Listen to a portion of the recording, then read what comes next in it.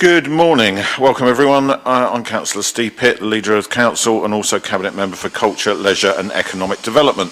This meeting is being webcast to allow the public to attend remotely if they so wish. Please be advised that the public seating area is not in view of the camera used to webcast this meeting.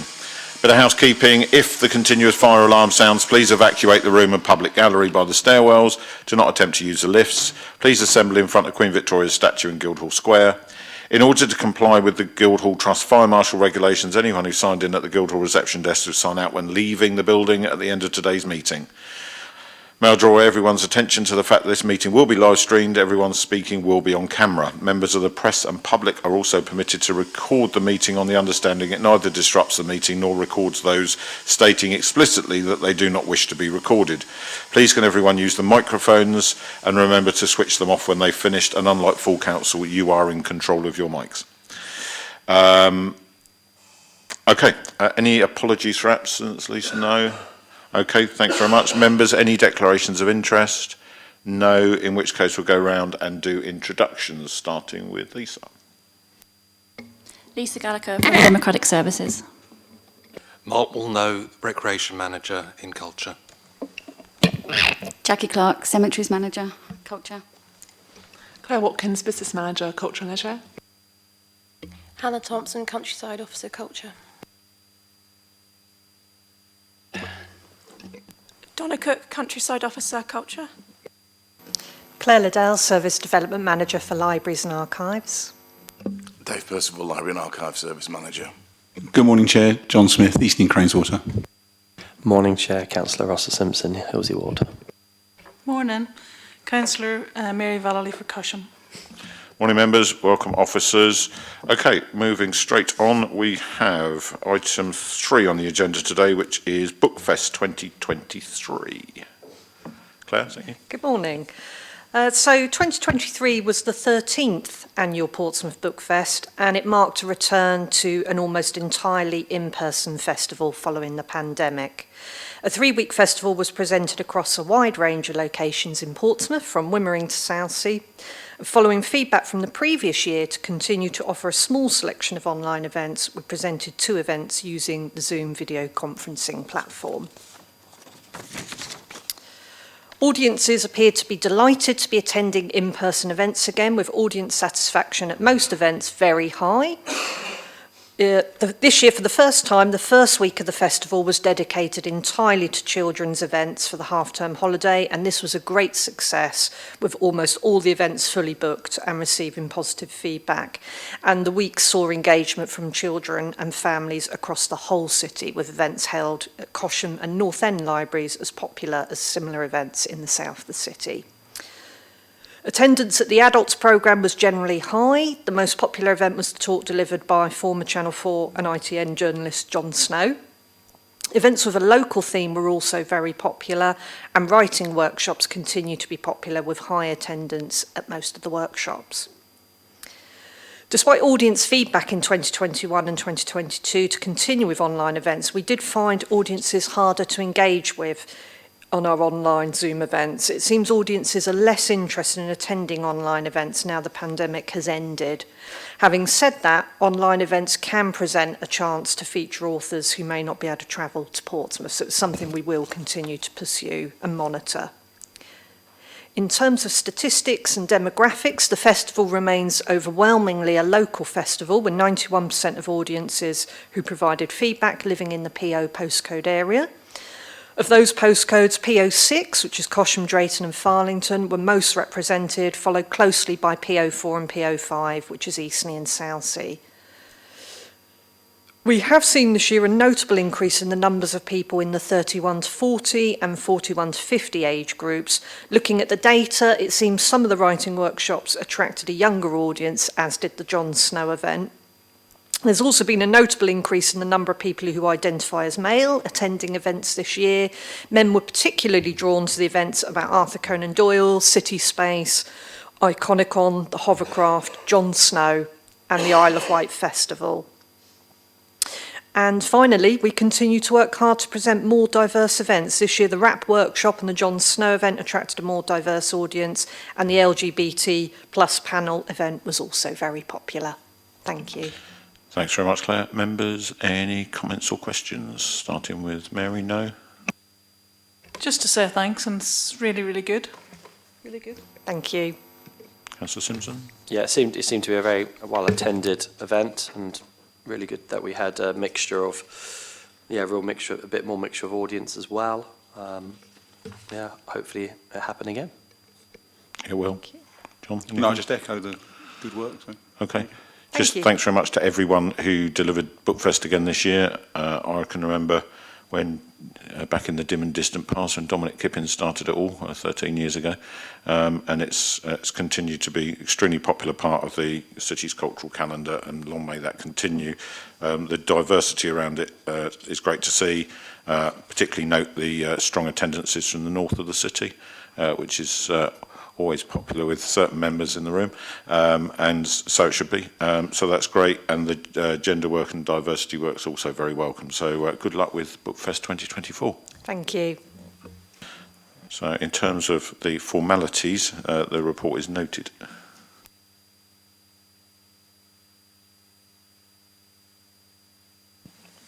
Okay. The item 4 on the agenda today is the Cemetery Memorials Management Policy. Who's leading presentation? Is that you, Mark and Jackie? Okay, over to you. Right, thank you. The procedure outlined in the report has been updated in consideration of professional standards and also benchmark against the adopted procedures of other local authorities. It's important to stress that any memorial purchased and erected on a grave space is owned by the registered grave owner, and it is that person or persons who are ultimately responsible for its upkeep and maintenance.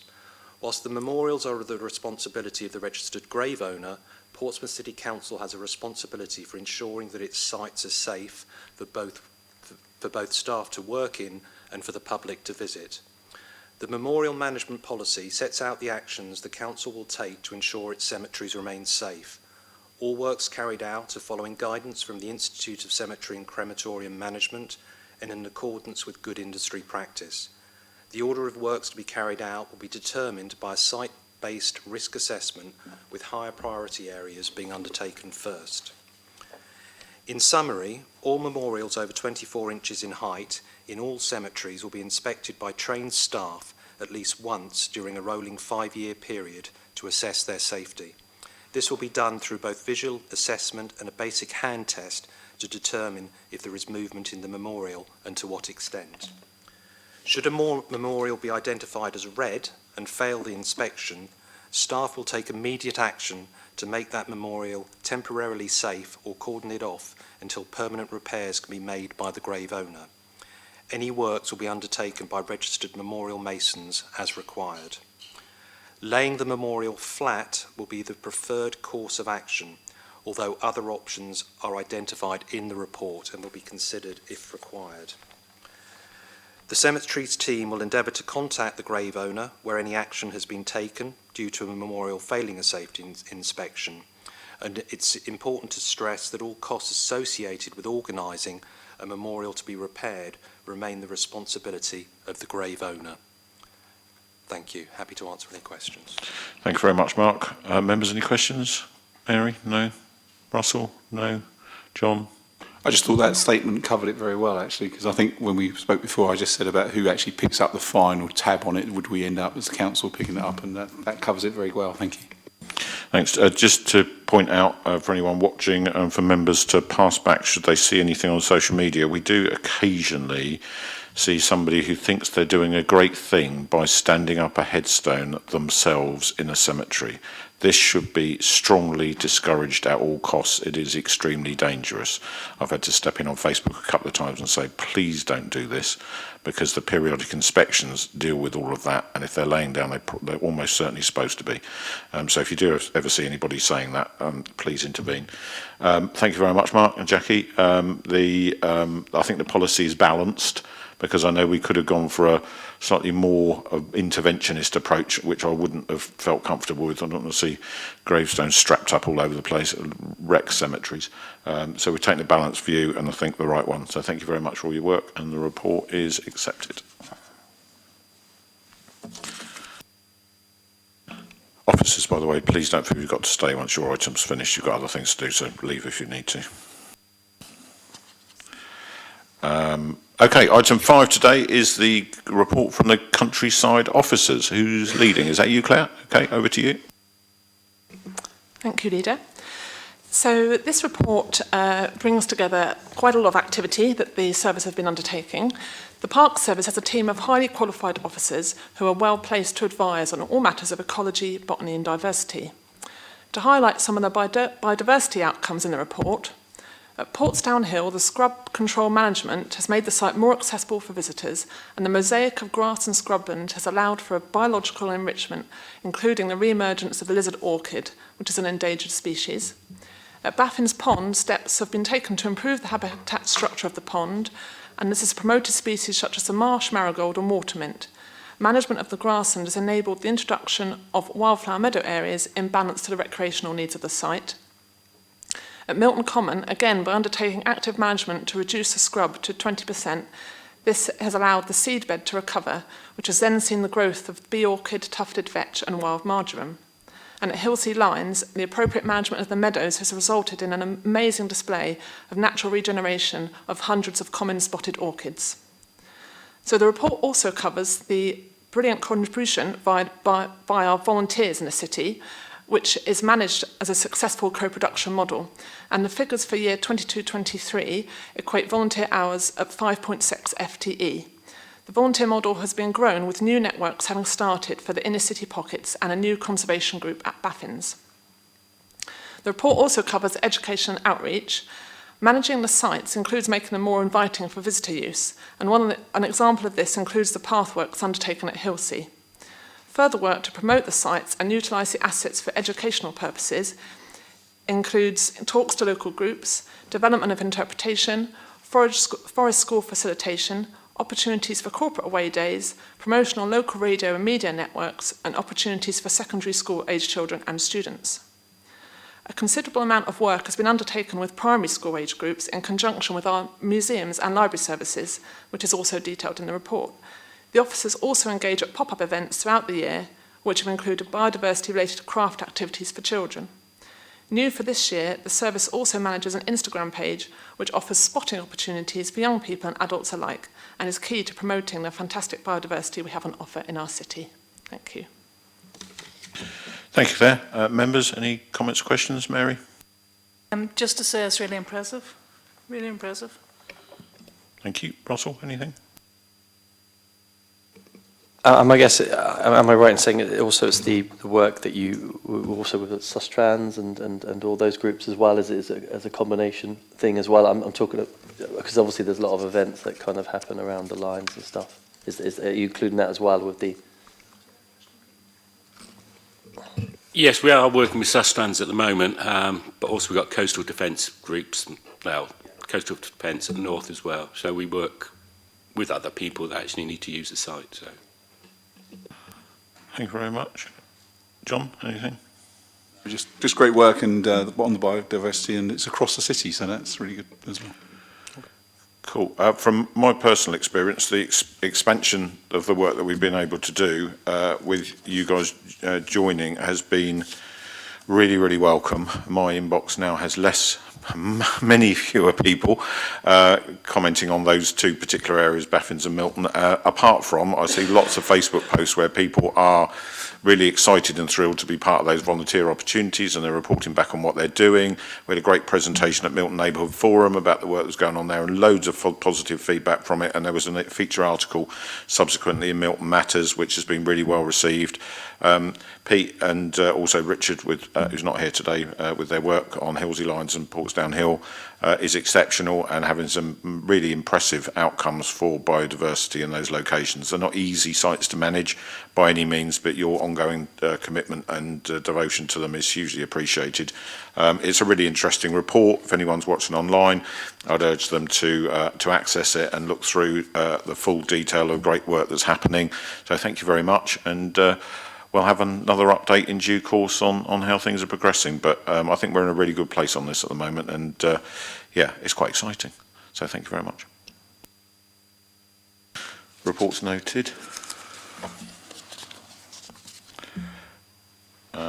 Okay, item 6 on the agenda today is the Portsmouth School Library Service. Over to Dave. Okay, thank you, Leader. So the report really details, it's an overview of the school library service, which is a traded service of Portsmouth City Council, part of the wider library archive service. So its funding is entirely from school subscriptions, and they subscribe to a service level agreement with the service. I should point out to members that school libraries, unlike public libraries and prison libraries, aren't statutory, and school library services aren't statutory either. But the good news is that in Portsmouth our service is subscribed by 100% of academy and local authority schools in the city. We have some independents, and we also serve a handful of West Sussex secondary schools. They don't have a provision for secondary schools in West Sussex. So because school libraries aren't statutory, there's quite a different way that they're run in schools. Sometimes they'll have a librarian role, sometimes it might be a teacher with a library responsibility, it could be an admin member of staff who has responsibility for the library, or it might even be a parent volunteer. But what the school library service does is it ensures that there are a collection of up-to-date, relevant, engaging fiction and non-fiction collections in our school libraries. And children who may not actually access public libraries, we hope, are sure to access school libraries. So we're actually getting that message of reading for pleasure and encouraging at a very early age.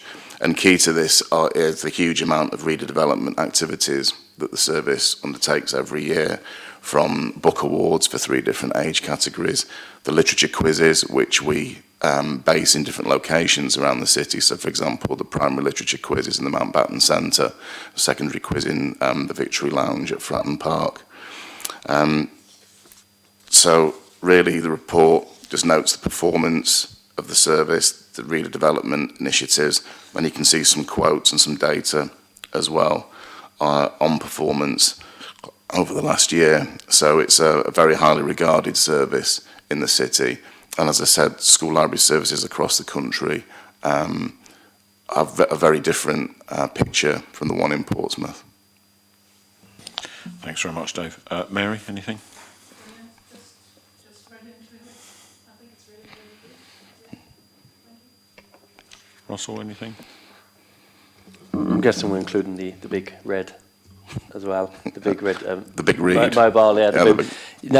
Yeah, The big mobile library. Yeah. It was good to see it at some of these school summer fates as well, and the end of this year. So yeah, always good. So the mobile library is part of the public library service, but obviously we were supporting the events at, I think it was Northern Parade, wasn't it? We were down there. Yeah. Yeah. Thank you. Brilliant. Thanks so much, John. Anything? Yeah, really good. I think the last time we spoke about it, the big point about year 6, the figures were slightly down, and that was, I asked the question why, and I got the answer to that, so that was good. Thank you. The only thing I just spoke, West Sussex, do we get any funding from them or to actually maintain that service for them? It's good that we're branching out and doing things for other areas. So those schools purchase the SLA from us, so it doesn't cost us anything. It's an income stream for us.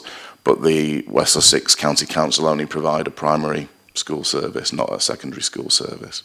But obviously, we're very keen to be Portsmouth focused, so it's a handful of schools, and we've got to be practical about how far we can go into other authorities.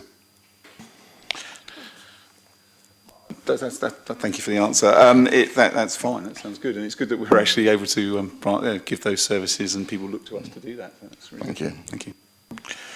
Yep. Yes, sure you can. What do we do with regard to kids that have dyslexia? So there are a number of dyslexia-friendly books that are available, but happily the publishing trends now are much more engaging books than they may have been 10, 20, 30 years ago. So there are specific publishers that do books with clear fonts. There's often a lot of electronic ways through colour overlays that people can use over text, e-books as well. So we're well placed to support those needs in the schools too. Brilliant, thank you. Yes, and I went to the primary event at Mountbatten and bought a copy of one of the books to see what it is that young people are reading these days. and it was quite a good read, actually. It was Fleur Hitchcock's The Boy Who Flew. Can thoroughly recommend it. It didn't have any pictures, Russell, actually. Thank you very much. But obviously I read it in a few hours, but it was they're engaging books, and the young people are obviously, their knowledge of them. I think there was one round where there was questions, and the young people got better scores than the authors who wrote the books, which was really interesting. And you get to see Dave in a sparkly jacket as well, which is always welcome. But the energy that's in the room on those events is just amazing, and always for me, reading is the number one priority, because it's the gateway to everything else. And the fact that we see that so enthusiastically met across the city, and that we've got 100% buy-in to the school's library service is, as Dave says, a very special thing, and something that we need to make sure that we look after. And Dave, it will be no surprise to you at all to say that I'm eagerly awaiting the outcome of this year's Summer Reading Challenge. But I just wondered if, I'll go to Russell again in a second, but I just wondered, had we had any early feedback on the success or otherwise of the Summer Reading Challenge Plus work that we did in the summer term? Yes, so we've had 90 pupils, disadvantaged pupils from the north of the city. We targeted north of city schools, and they've all received their certificate and medals and will be invited to the winners event in September. So it's a small number of children, but absolutely the kind of children that probably wouldn't have attended libraries during the summer holidays, so they can be a part of the celebrations with the rest of their peers in school. That's fantastic news. Thank you very much, Russell. I was going to say, there was when they threw a lot of the parties and to talk about obviously different areas for surveying. One of the best attended things in the Hillsey one was actually the story reading and the storyteller that was there. So I think obviously books is very, very important, and the fact that it's always so highlighted at these little events just shows that we should encourage more of it. Cool. Thank you very much. Reports noted, and I eagerly await the Summer Reading Challenge one in due course.